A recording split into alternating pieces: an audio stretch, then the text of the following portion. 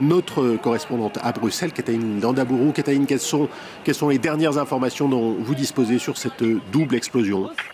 Alors écoutez, la double explosion a été confirmée. Visiblement, il y aurait une explosion à l'extérieur sur le tarmac et puis quelques secondes après, à l'intérieur des bâtiments, à l'endroit même où les passagers, dans le bâtiment principal de l'aéroport de Zaventem, à l'endroit même où les passagers enregistrent leurs bagages. Alors, on ne sait pas exactement le nombre de victimes. Il faut être évidemment très très prudent à ce stade. De sources policières, on parle au moins d'un mort et de plusieurs blessés.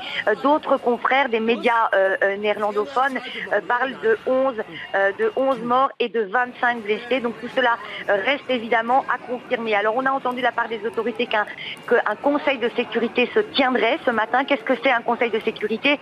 C'est un conseil restreint qui est composé des principaux ministres et puis des principaux responsables des services de sécurité belges. Alors il faut quand même souligner que c'est la 3e fois qu'ils se réunissent en seulement une semaine.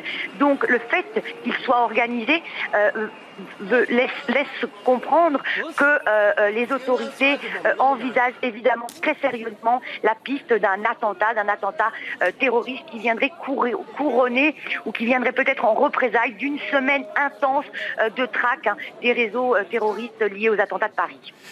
Merci Kataïn. On va vous retrouver évidemment dans quelques minutes dès que vous avez